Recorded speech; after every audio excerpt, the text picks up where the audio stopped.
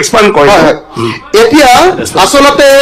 আমি আসলতে এতিয়া 6 শিডিউল সম্পৰ্কে আলোচনা কৰোতে এটো জনা দৰকাৰ যে 6 শিডিউল কি 6 শিডিউল হল মিনি কনস্টিটিউশন স্যার 6 শিডিউল হল মিনি কনস্টিটিউশন ইয়াত এখন কিতাপত স্যার এখন কিতাপে 6 শিডিউলৰ ওপৰত আটাইতকৈ ভাল কিতাপ স্যাৰ জাস্টিস BL খানচাৰিয়াই কৈছে সুপ্ৰিম কোৰ্টেৰ চিফ জাস্টিস সেক্ৰেটাৰি কৈছে 6 শিডিউল হল মিনি কনস্টিটিউশন আৰু চিফ জাস্টিস হিদায়তুল্লাহ কৈছে যে চিফ শিডিউল হল কনস্টিটিউশন উইদিন কনস্টিটিউশন আমি এই সেন্সটো বুঝি পোৱা দৰকাৰ যে ভাৰতৰ সংবিধানে যেনেকৈ 370 অনুচ্ছেদ দিছিলে তাতকৈ গুৰুত্বপূৰ্ণ আমাক অনুচ্ছেদ দিছে 6 শিডিউল গতিকে এই 6 শিডিউল আমাৰ ষ্টেট উইদিন ষ্টেট আৰু সেইকাৰণে বিয়ণ্ড 6 শিডিউলৰ কথাটো যে মনোৰঞ্জন তালুকদাৰ ডাঙৰীয়াই কৈছে যদি বিয়ণ্ড 6 শিডিউলৰ কথা ক'ব লাগে তেতিয়াহ'লে আমাৰ কাৰ্বি আংলং উত্তৰ কাছাৰ আৰু বিটিআদিক আমি ভাৰতৰ সংবিধানৰ 244A এৰ অধীনত আমি 244 এৰ অধীনত স্যাৰ আমাৰ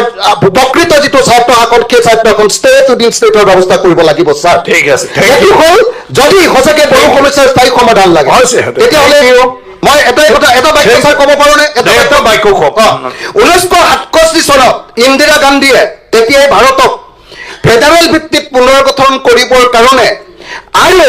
পাহাৰীয়া অঞ্চলবিলাকত অসমৰ প্লেইনছ এৰিয়া নিচিনাকে সমান মন্ত্ৰীসভা তৈয়াৰ কৰিবৰ কাৰণে সিদ্ধান্ত লৈছিলে আসলতে যদি এই জাতীয় সমাধান কৰিব লাগে তেতিয়াহ'লে বিটিআৰ আৰু ডিমা হাছাওটো আমাৰ দিছপুৰৰ নিচিনা একেই মন্ত্ৰীসভা গঠন একে ক্ষমতাৰ মন্ত্ৰীসভা গঠন কৰাটোতে একমাত্ৰ সমাধান লুকাই আছে ছাৰ এই দিশটোলৈ আমি আগবাঢ়ি যাব লাগিব আৰু তেওঁলোকক প্ৰকৃত অৰ্থত ষ্টেট উইদিন ষ্টেট ছাৰ এইটো দিয়াৰ ব্যৱস্থা গ্ৰহণ কৰিব লাগিব বা কনষ্টিটিউশ্যন উইদিন কনষ্টিটিউশ্যন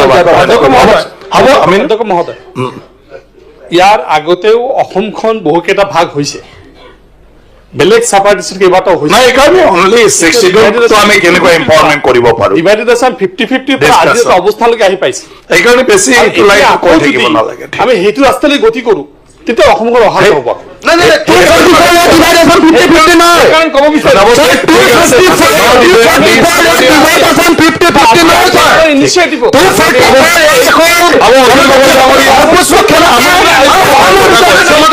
আমি